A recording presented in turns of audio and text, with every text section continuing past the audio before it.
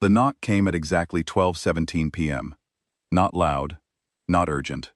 Just 3 gentle taps against the door. Soft and deliberate, like someone unsure whether they were welcome. David froze in the middle of making coffee. The lyrics he had been humming died in his throat. Can't get enough of your love, babe. Silence filled the apartment. He glanced toward the clock, frowning. Nobody visited at lunchtime. Another 3 taps followed. Slow. Patient. Almost polite. A strange knot formed in David's stomach as he crossed the room and opened the door. His breath caught.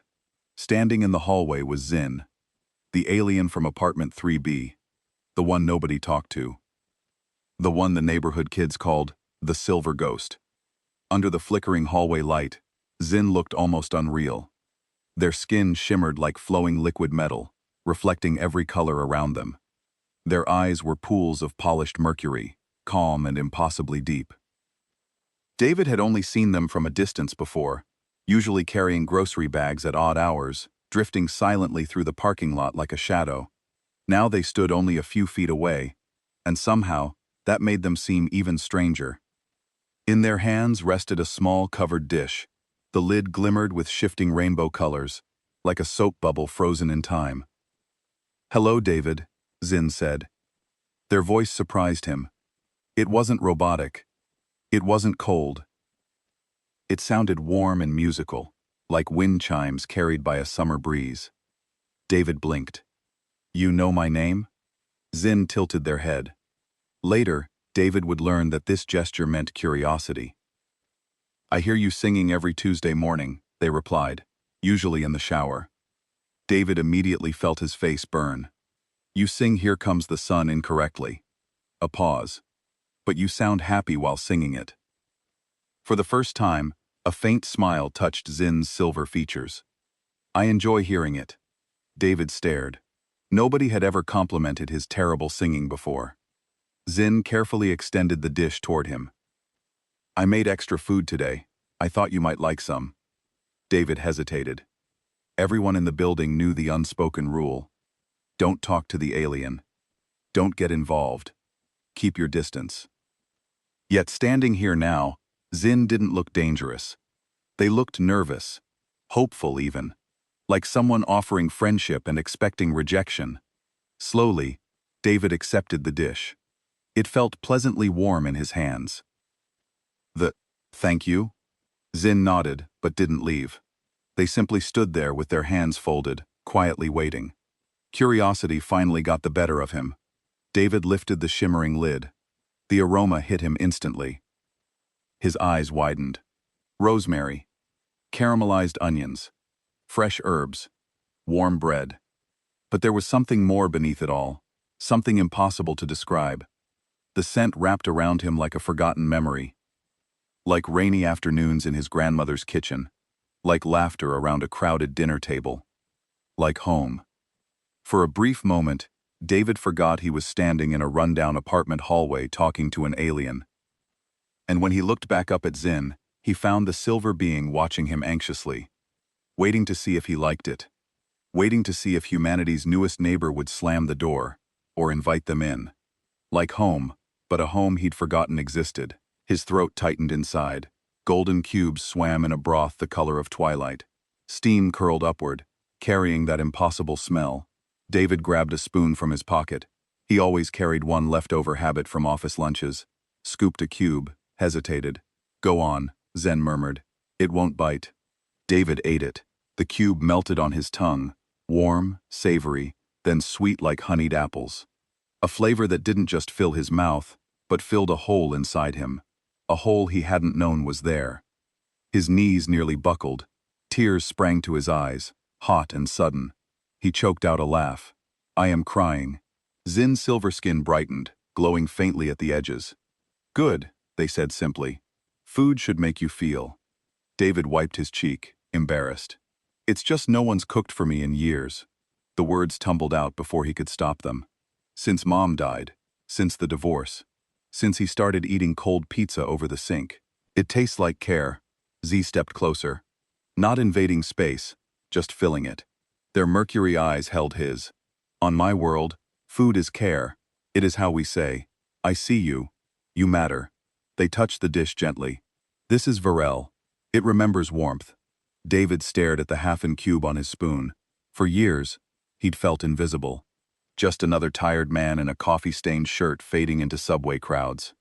But Zin, silver-skinned stranger, had seen him, heard his Tuesday showers, noticed his humming, brought him warmth in a dish. Why? David whispered. Why me? Zin's answer was quiet. Because you are lonely, and I am lonely too. They didn't say it sadly, just truthfully, like stating the sky is blue. My people do not understand your world, but food. Food is a language everywhere. David's chest ached. He thought of all the takeout containers piled in his trash, all the meals eaten alone at his desk, scrolling mindlessly. He'd built walls so high he'd forgotten what it felt like to be known. And this alien who barely spoke his language had scaled them with a spoon. Come in, David blurted. Zin hesitated. I shouldn't, please. The word surprised even David. But he meant it. He needed this. Needed them. Zin stepped inside. David's apartment was small peeling wallpaper, a couch stained with coffee rings, a single window overlooking a brick wall. Zin didn't flinch. They looked around, taking it in like a sacred space. Then they pointed to the chipped blue mug on David's table. You drink from this every morning. 3 sugars week. David's breath caught. You watch me from my window, Zin admitted. I see you standing there, looking out at nothing, like the world forgot you. They turned those deep mercury eyes on him. The world did not forget you, David. I did not forget you. David sat heavily in his chair. Zin stood beside him, not sitting, just present. David ate the rest of the veal slowly. Each bite was a revelation. Comfort, safety, a quiet yes to a life he'd thought was over. When he finished, he looked up. Sin was watching his face, silver skin pulsing softly with each swallow David made. Will you come again? David asked, hating how desperate he sounded. Zin's glow brightened. Tomorrow, same time. At the door, Zin paused. David? Yeah, you are not alone. Then they were gone. David sat in the sudden quiet, the empty dish in his hands.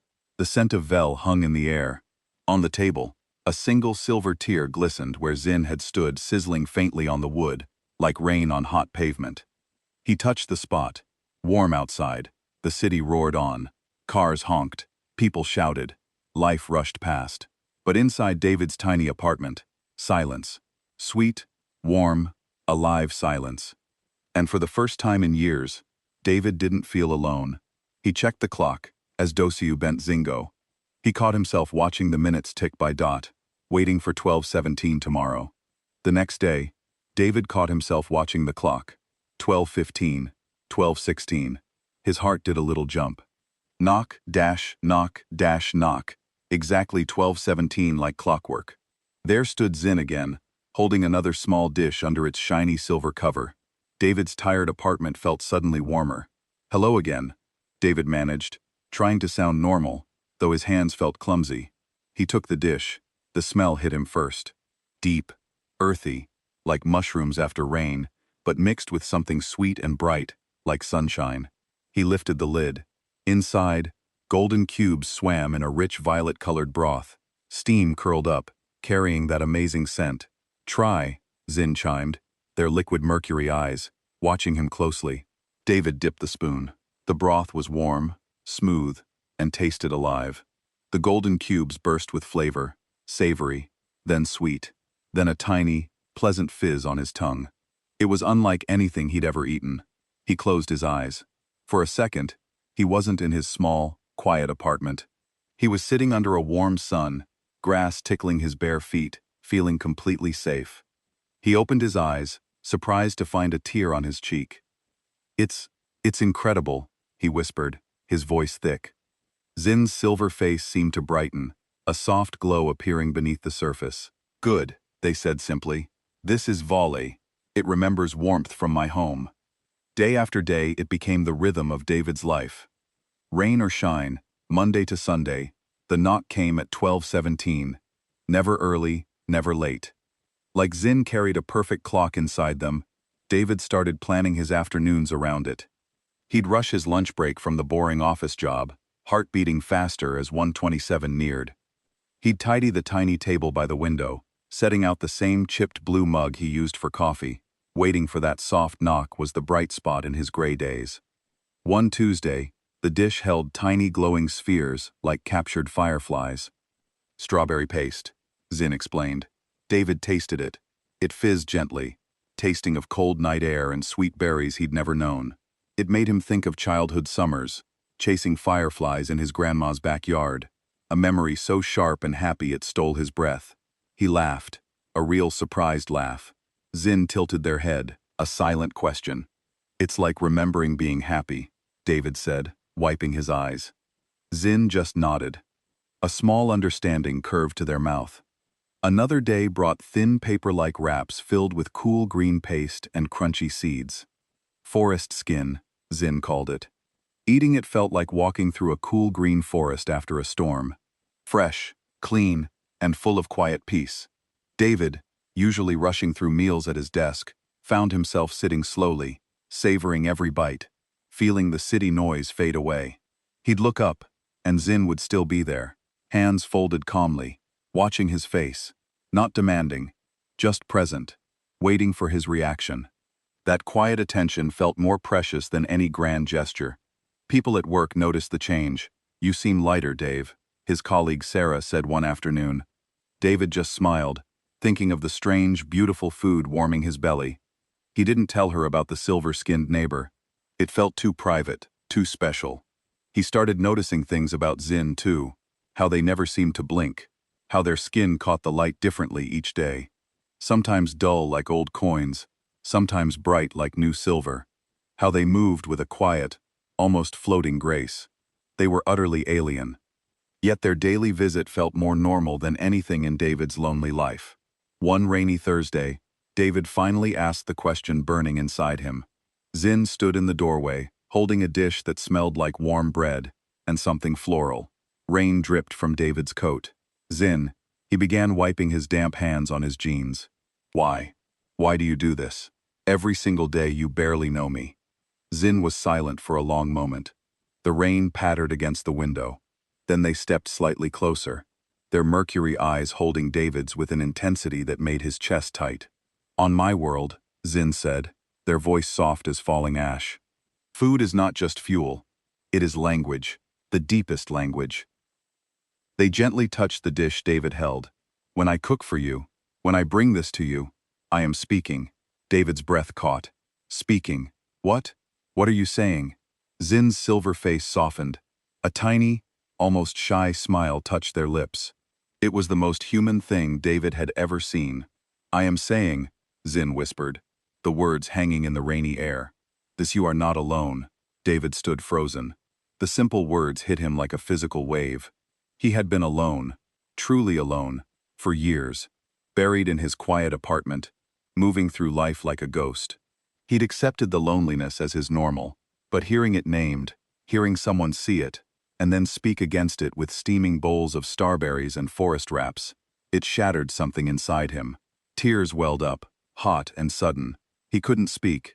He just nodded, clutching the warm dish, the scent of bread and flowers filling the space between them. Zen didn't say more. They didn't need to. They simply gave a small, graceful nod, turned, and walked silently back to their own door, leaving David standing in the hallway, the rain outside, and the quiet, powerful truth ringing in his ears. You are not alone. The daily ritual wasn't just lunch. It was a lifeline thrown across the stars, one perfect punctual knock at a time. And David, for the first time in a very long while, didn't feel like he was drowning. He felt seen. He felt found. He carried that warmth back inside. The taste of home. A home he didn't know he needed, still on his tongue. The knock didn't come. David stood frozen in his kitchen, coffee mug halfway to his lips. 12:17. The clock glowed red on the microwave. 12:18. He lowered the mug, the lukewarm coffee suddenly bitter in his mouth. Maybe they're late, he told himself. Traffic. Or maybe they burned the strawberry paste. He paced the small apartment, checked the window, peered down the hallway. Nothing. The building was quiet. Just the distant hum of a fridge and the drip of his leaky kitchen tap. Drip, drip, drip. Each drop echoed the empty space where a knock should be. 12:25. David's hands started shaking. He remembered Zin's words, "You are not alone." But right now, in this too-quiet apartment, David felt utterly, terrifyingly alone. He sat at the chipped table, staring at the empty chair where Zin always stood. The ghost of Ray's warmth still lingered in his memory, but the table was cold. So cold the next day, he waited again. 1:17 sharp silence. His chest tightened like a fist. He chewed his lip raw, eyes glued to the door. Not nothing, just the sound of his own heartbeat, too loud in his ears. By 12:30, he was on his feet, pressing his ear against the thin wall separating his apartment from Zin's. He heard nothing. No soft footsteps, no gentle hum of alien energy, only silence. A silence that felt like falling. On the third day, David snapped. He marched to Zin's door, knuckles rapping hard against the metal. "Zin, are you okay?" His voice cracked. No answer. He knocked again, louder. "Please, just let me know you're there." Still nothing. The hallway felt like a tomb. David slumped against the wall, sliding down until he sat on the worn carpet. His throat burned. He thought of Zin's silver tears, the way their skin dimmed when David hadn't understood. What if they're hurt? What if they're gone? That night, David didn't sleep. He lay in bed, staring at the ceiling, replaying every lunch.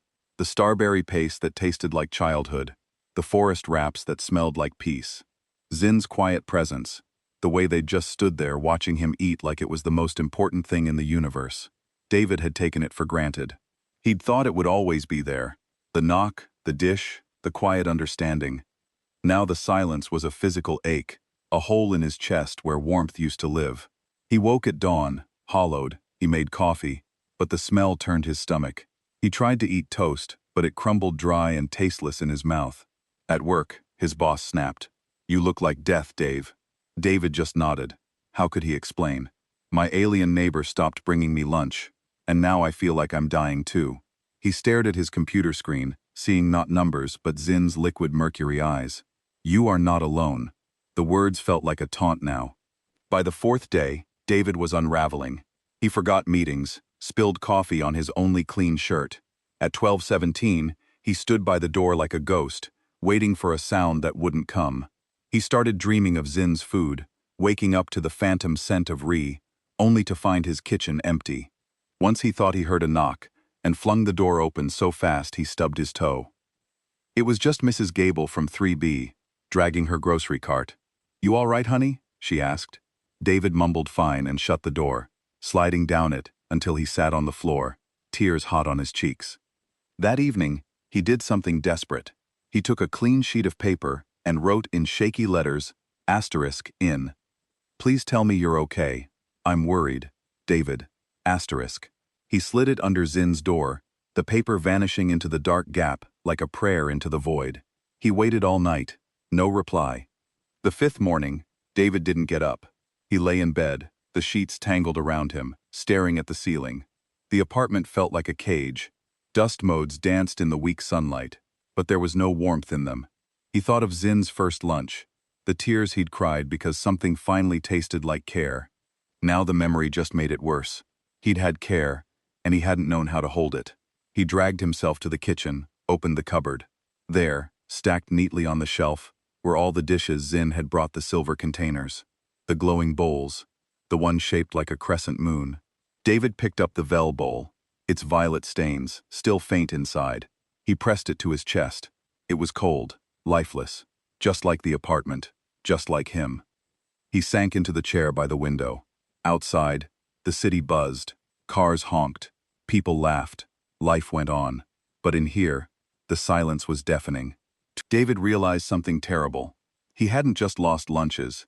He'd lost the person who made him feel seen, who showed up every single day, rain or shine, and said, "You matter." Without Zen, David was just background noise. A man in a coffee-stained shirt fading into the walls of his own life. A sob ripped out of him, raw, ugly. He buried his face in his hands, shoulders shaking. He cried for the starberry paste, for the forest wraps, for the quiet knock that meant you are not alone. He cried because he'd been given a lifeline, and he hadn't known it was a lifeline until it was gone. And as the tears fell, David understood the cruelest truth. He hadn't just liked having Zin next door. He'd needed them, like air, like light, like the yes he never got to say. The apartment stayed silent. The clock ticked past 12:17, and David sat alone, holding an empty bowl and a heart even emptier. David found Zin on the fire escape. It was dawn, the sky pale pink. David hadn't slept. He'd paced until his legs ached, then flung open his window, needing air that didn't taste like dust and regret. And there they were, hunched on the rusty metal steps, knees pulled tight to their chest. Silver skin dull as tarnished coins, not glowing, not shimmering, just gray like old ash. Zin David gasped, scrambling over the sill. The metal groaned under his weight. Zin didn't turn. Their heads stayed bowed, liquid mercury eyes clouded, staring at nothing. David dropped beside them, heart hammering against his ribs. "What's wrong? Are you hurt?" Zin's voice was a whisper, thin as spider silk. "I am failing." David's stomach dropped. Failing. Failing what? He reached out, then froze. Zin looked fragile, like smoke you could blow away with a sigh. "Tell me how to help." Zin finally lifted their head. Their eyes held no light, just deep, tired pools. "You cannot help, David. Not now." They wrapped thin arms tighter around themselves, a shiver running through them. "My people, we do not live long among strangers. We need connection. Real connection." They paused, swallowing hard. "When I cooked for you, it was not just kindness. It was courtship." David froze. Courtship. The word felt too big, too heavy for the quiet lunches. Zin nodded slowly, each movement stiff. "On my world, preparing food for another is sacred. It means I wish to share my life with you. I wish to build a home with you." Their voice cracked. To cook is to offer your heart on a plate, to say, "I choose you. Will you choose me back?" David's breath caught. All those lunches, the starberry paste, the forest wraps, the vel that tasted like sunshine, suddenly had new meaning. They hadn't been gifts. They'd been proposals. Every knock at 12:17 had been a question. "Will you say yes?" And I never did, David whispered, the truth crashing over him like ice water. Zin's silver skin seemed to dim further. "You smiled. You said thank you. But you never accepted. Never said yes. Never asked what it meant." A single tear rolled down their cheeks, silver like liquid metal. It sizzled faintly as it hit the fire escape floor without reciprocation, without the bond being chosen. They pressed a hand to their chest, where a soft, pulsing light should have been, but there was nothing. Just flat, cold, gray. My body had shuts down like a plant without sun. David's vision blurred. He saw it all now, the way Zin had watched his face for a reaction, the quiet intensity in their mercury eyes, the way they'd called food the deepest language. They hadn't just been friendly, they'd been loving. And David, wrapped in his own lonely world, hadn't even seen it. He'd taken the lunches like a meal, not a marriage proposal. "Oh God!" David choked out, tears hot on his cheeks. "I didn't. No. I swear I didn't know." Zen managed a weak smile, but it didn't reach their eyes. "How could you? Your people. You eat alone, at desks, in cars. Food is just fuel here." They looked out at the waking city, its noise suddenly harsh. "But for us, it is lifeblood. Without the bond, there is no life." They turned back to David, their voice barely audible. "I thought maybe you felt it too. The warmth, the connection. But you stayed quiet." And now they coughed a dry, rattling sound. "Now I fade." David grabbed Zin's cold hand. It felt like holding a bird's wing, so light, so breakable. "Please," he begged. "Tell me what to do. Anything." Zin shook their head, a tear falling faster now. "It is too late for words. The bond requires a yes before the light fades. And mine." They touched their chest again. "It is almost gone." David's mind raced. Too late. No. Impossible. He thought of Zin's first lunch, the tears he'd cried because it tasted like care. He'd felt it then, that deep, wordless understanding. He just hadn't named it. He hadn't known the language. "Zin," David said, his voice raw but firm. He squeezed their hand tighter. "I did feel it every single day when you brought the strawberry paste. And I remembered being a kid when the forest wraps made the city noise disappear. I felt seen, like someone finally knew me." His tears fell freely now. "I was scared. I've been alone so long, I forgot how to say yes to good things. But I felt it. I swear I did. Zen's eyes flickered. Just a tiny spark in the gray. You felt it more than you know, David whispered. I just didn't understand the words. He wiped his face with his sleeve, smearing tears and snot. I thought it was just lunch. But it was never just lunch, was it? Zen shook their head slowly. It was my heart. Every dish. Every knock. They looked down at their hands, and now it's too late. The silence. It broke me. David's chest ached. He saw it clearly. The years of loneliness that had made him hide. The walls he'd built so high he couldn't see over them. He'd been given love in the only language Zin knew, and he'd left it sitting on the doorstep, unopened. And now, Zin was dying. Not from a disease, from his silence.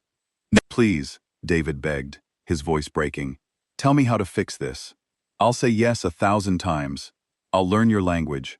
I'll cook for you. Just don't fade. Zin closed their eyes. A long silence stretched between them, filled only by the city's distant hum. When they opened their eyes again, the spark was dimmer. The bond requires a yes before the light goes out, they whispered. And mine is almost gone.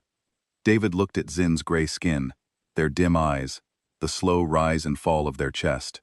He saw the end written in their silence. And in that moment, he knew if Zin faded, it wouldn't just be the loss of a neighbor. It would be the loss of the only person who'd ever truly seen him, the only one who'd shown up, day after day with a bowl full of hope. He pulled Zin close, ignoring the coldness of their skin. Then I'll say it now, he whispered fiercely into their silver hair. Yes, 1,000 times. Yes, I choose you. I see you. Please don't leave me alone again. But Zin didn't answer. Their breathing grew slower, and the light in their chest flickered once, then went out. David didn't move. He sat frozen on the cold fire escape, Zin's limp body cradled in his arms. The city hummed bellows sirens, life rushing on. But up here, time had stopped. Zin's silver skin was cool to the touch, like stone left in the shade. No rise of breath, no flicker of light, just stillness. Heavy final stillness. David's hands shook as he brushed a strand of silver hair from Zin's face. Wake up, he whispered, voice cracking. Please, just wake up. He pressed his ear to Zin's chest, searching for a heartbeat. Nothing, only silence. The same silence that had haunted him these past days. Only now, it wasn't just empty, it was dead. He carried Zin inside. Their body felt impossibly light, like carrying a fallen bird. He laid them gently on the small couch, tucking a blanket around their still form. Then he sank to the floor, back against the wall, knees pulled to his chest, just like Zin had sat on the fire escape, just like Zin had sat every day while David ate lunch. The apartment was too quiet. No ticking clock, no dripping tap. Just the roar of David's own thoughts. I killed them. The realization hit like a physical blow. Not with a weapon, not with anger, but with silence, with fear, with all the thank yous that weren't yeses. He'd been given love in a language he didn't know, and instead of learning it, he let it starve. He looked at the kitchen. The stack of silver dishes sat untouched on the counter. He picked up the veil bowl, the one that tasted like sunshine in safety.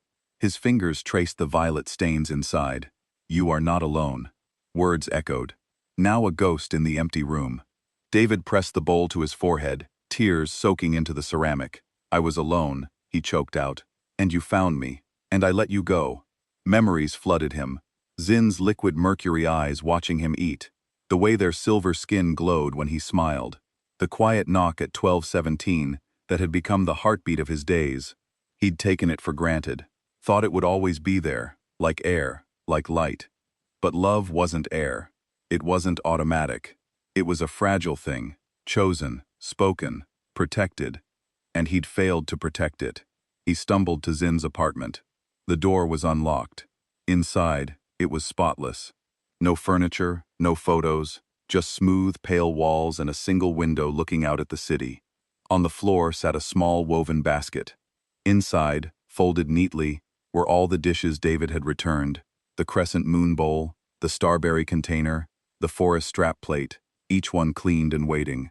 Like offerings at an altar, David sank to his knees. He picked up the veil bowl.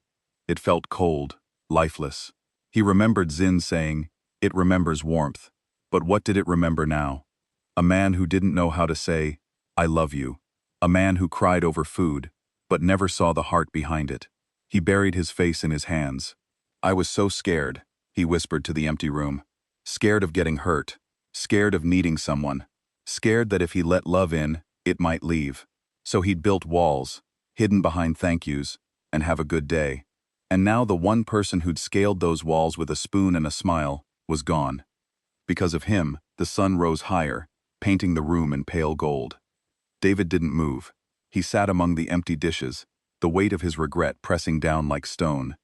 He thought of Zen's last words. The bond requires a yes before the light fades. He'd had 28 days. 28 chances to say yes to the quiet knock, to the steaming bowl, to the love standing patiently in his doorway, and he'd wasted every single one. Outside, 12:17 came and went. No knock, no scent of starberry paste, just the hollow echo of a clock ticking in an empty world. David closed his eyes. He saw Zin's face, not gray and still, but alive, smiling that small moonlight smile, saying, "You are not alone." And in that moment, David understood this wasn't just about losing lunches.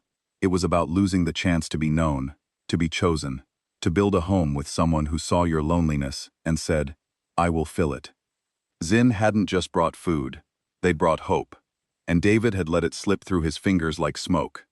He stood up slowly. His legs ached, his chest felt torn open, but something else flickered inside him, a tiny, desperate spark. What if it's not too late? The thought was wild, impossible. But Zin's body was still warm, still here, not gone, not yet. He ran back to his apartment. Zin lay exactly as he'd left them. David dropped to his knees beside the couch. He took Zin's cold hand in both of his, rubbing warmth into the silver fingers. "Listen to me," he said, voice raw but fierce. "I know I didn't say it in time. I know I was scared, but I felt it, Zin, every single day. When you brought the starberry paste and I tasted my childhood, that was you. When the forest wraps made the city disappear, that was you. When made me feel safe for the first time in years, that was you loving me." Tears streamed down his face, hot and unrelenting.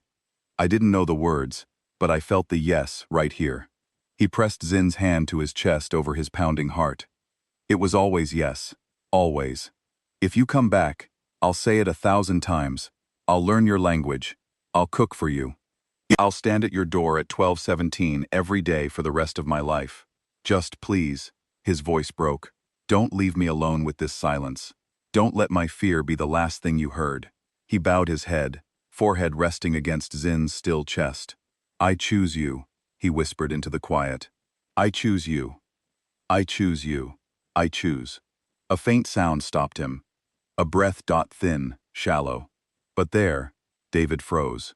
He lifted his head. Zin's chest rose. Just once. A whisper of movement. And deep within their chest, where there had been only darkness, a single fragile light began to glow. The light grew, just a flicker at first, like a candle catching in the wind. Deep inside Zin's chest, where darkness had reigned, a soft golden pulse began. Thump, thump, weak, but there.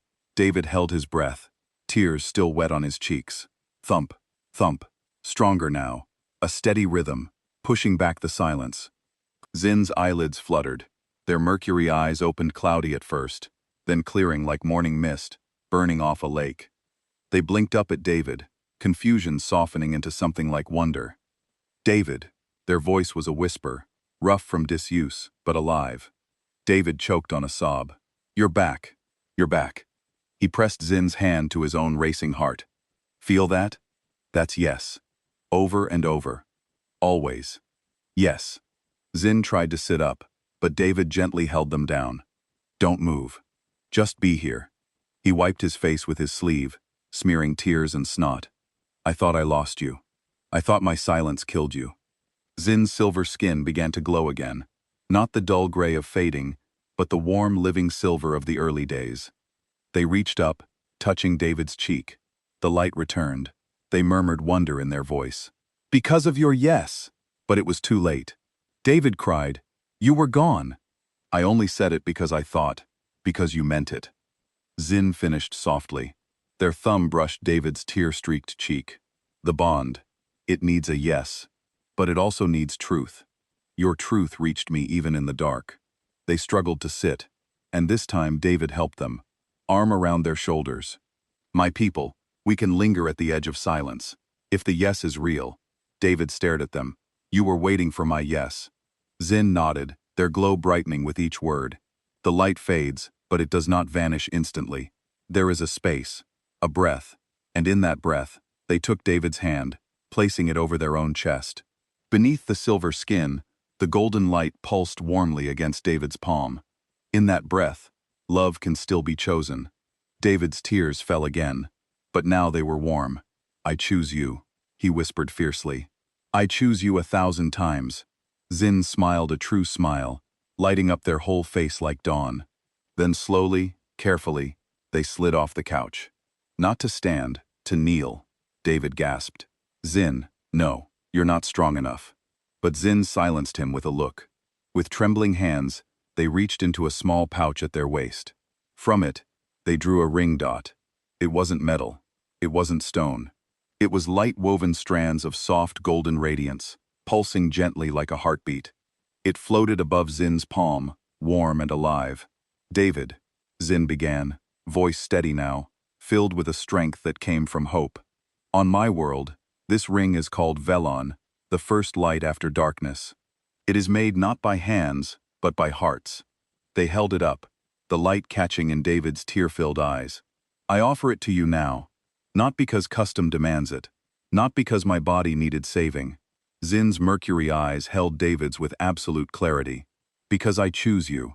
Because your yes pulled me back from the edge. Because when you said I choose you in the silence, I finally heard it. David's breath hitched. The ring's light warmed his skin even from a distance. Will you bond with me? Zen asked. The words simple, profound. Not for duty, not for survival, but because you see me, because you want me, because you choose me. Today, tomorrow, always. The room seemed to hold its breath. The city noise faded. There was only Zin, kneeling on the worn rug, offering a ring of light. Only David, heart pounding like a drum, tears streaming freely. He didn't hesitate. David dropped to his knees too. Right there on the floor beside Zin, he took the glowing ring. It felt warm, weightless, like holding sunlight. He looked into Zin's eyes, those deep liquid pools that had watched him eat, that had dimmed with loneliness, that now shone with hope. I choose you, David said, his voice thick but clear. I choose you because you saw me when I was invisible. I choose you because your lunches tasted like home. I choose you because you taught me that you are not alone. Isn't just words, it's a promise. He slid the ring onto his finger. It fit perfectly, a band of gentle warmth against his skin. I choose you because you knocked on my door and changed my life. Zin's breath caught. Silver tears welled in their eyes. Real tears this time, bright as liquid stars. They fell slowly, tracing paths down Zin's silver cheeks, sizzling softly as they hit the floor like rain on hot pavement. Zin whispered the word like a prayer. The bond is sealed. They leaned forward, resting their forehead against David's. No kiss, just touch. Skin to skin, heartbeat to heartbeat. The ring on David's finger pulsed brighter, matching the steady thump-thump beneath Zin's palm. And then magic. The golden light didn't stop at the ring. It spread, flowing up David's arm like liquid sunshine, warm and tingling. It touched Zin's hand, then Zin's chest, where the inner light flared in response. The glow filled the small apartment, chasing away every shadow in the corners. It painted the walls gold. It made the chipped mug on the table gleam like treasure. It turned dust motes into dancing sparks. David looked around, stunned. The apartment wasn't just lit, was alive with light. Warm, safe, home. Zin pulled back just enough to meet his eyes. Their silver skin shone like polished moonlight. This, they whispered, gesturing to the glowing room, is what happens when a yes is truly spoken. The darkness doesn't stand a chance. David laughed, a sound of pure disbelieving joy. He pulled Sin close, holding them tight, feeling the steady pulse of light against his own heart.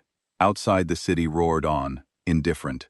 But in here, two broken souls had found each other, one with silence, one with starlight, and a language made of yes.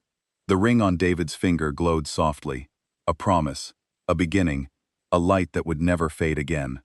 Sunlight streamed through the kitchen window, painting stripes of gold across the counter. David stood at the stove, sleeves rolled up, face smudged with flour. Beside him, Zin moved with quiet grace, silver hands guiding David's clumsy ones as they chopped strange glowing vegetables. The air smelled of warm spices and something sweet like honey and starlight. "Too fast," Zin murmured, placing their cool palm over David's trembling fingers on the knife. Like this. They guided the blade in slow, steady slices. The vegetables released tiny sparks of light with each cut. David laughed. A real easy sound that surprised even him. "I keep burning the starburst," he admitted, nodding at the slightly charred pot on the stove. Zin's mercury eyes crinkled at the corners. "Perfect," they said, and David knew they meant him, not the food. Him. This was their new rhythm. Not 12, 17, not silence. Together, David had learned Zin's language, not in words, but in motion. The way Zin tapped their wrist to say "stir slower," the soft hum in their throat when flavors blended just right. Today, David was cooking for Zin, not as a test, not as a debt, but as a promise. "I choose you." The ring on his finger seemed to whisper with every pulse of warmth. Zin lifted a glowing green leaf to David's lips. "Taste." David obeyed. The leaf dissolved into cool mint and sunshine. "Amazing." Zin beamed, silver skin brightening. "You taught me basil." They fumbled the word, tongue tripping over the B sound. "Be bossel." David grinned. "Close enough." He wiped a smudge of flour from Zin's cheek. Their skin felt warm now, alive. Not the cold ash of the fire escape. When the meal was ready, at swirl of violet broth, golden cubes, and shimmering greens, they sat at the tiny table. David's usual spot. Zin's usual spot. But now their chairs were pulled close, knees touching, hands resting side by side on the worn wood. David lifted his spoon, hesitated. Zin watched him, eyes deep and patient. This wasn't just food. It was the first meal of a lifetime. The first yes, made real. He took a bite. No tears this time, just a slow, spreading warmth.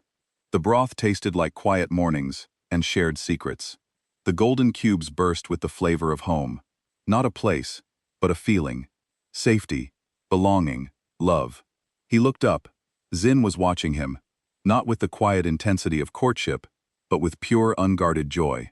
Their silver tears fell freely now, bright warm drops that pulled on the table like liquid pearls, but didn't sizzle, didn't vanish, just shone. "You made it," Zin whispered. David shook his head.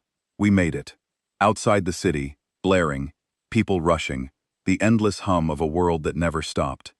But in this small kitchen, time softened, slowed, became something tender. David reached across the table, taking Zin's hand, their fingers laced together, the ring of woven light glowing softly between them. It wasn't a shield against the world. It was a tiny sun, burning steady in the center of their joined palms. "I used to think love was loud," David said quietly. "Big gestures, grand speeches." He turned the ring on his finger, watching the light dance on the walls. "But yours? Yours was a knock at 12:17, a bowl of starberry paste, a language I didn't even know I was starving for." Zin squeezed his hand. "And yours?" David smiled through tears. "Mine was finally learning how to say yes." They finished the meal in comfortable silence, sharing the last spoonfuls. When David cleared the dishes, Zin followed him to the sink. David washed. Zin dried using a cloth that glowed faintly blue. Their shoulders brushed, their hips bumped. Every touch sent a quiet thrill through David. This was the magic, not the glowing vegetables or the sizzling tears. This, the ordinary miracle of two people choosing each other, day after day, in a kitchen too small for anything but truth. Later, as dusk painted the sky orange, they sat on the fire escape, the same spot where Zin had nearly faded. But now, Zin leaned against David's shoulder, warm and solid. David wrapped an arm around them, feeling the steady pulse of light beneath Zin's silver skin. "Will you stay?" David asked softly. "Not just tonight." "Always." Zin tilted their head, mercury eyes reflecting the city lights. "I knocked on your door once," they said. "Now I live here in your kitchen, in your silence, in your yes." They placed David's hand over their heart. The light pulsed strong and sure. This is my home now. David closed his eyes. He remembered the hollow ache of the empty apartment, the crushing weight of being unseen, and he understood humanity's greatest strength wasn't in conquering stars or building weapons. It was right here, in this quiet act of choosing, of showing up with soup, of learning a new language, of saying yes when the world taught you to hide. He pressed his lips to Zin's silver hair. "Thank you," he whispered. "For what?" "For seeing me." Zin smiled. "Thank you," they whispered back. "For finally seeing yourself." Inside the apartment, the ring on David's finger glowed a little brighter. On the stove, a single pot sat clean and waiting, ready for tomorrow's meal, ready for the next knock, ready for the quiet, unbreakable promise that lived not in grand battles, but in shared spoons and mumbled words like basil dot. And as the city lights blinked awake below, David knew humanity wasn't found in the roar of rockets. It was found here, in a kitchen, with a bowl and a yes that refused to fade.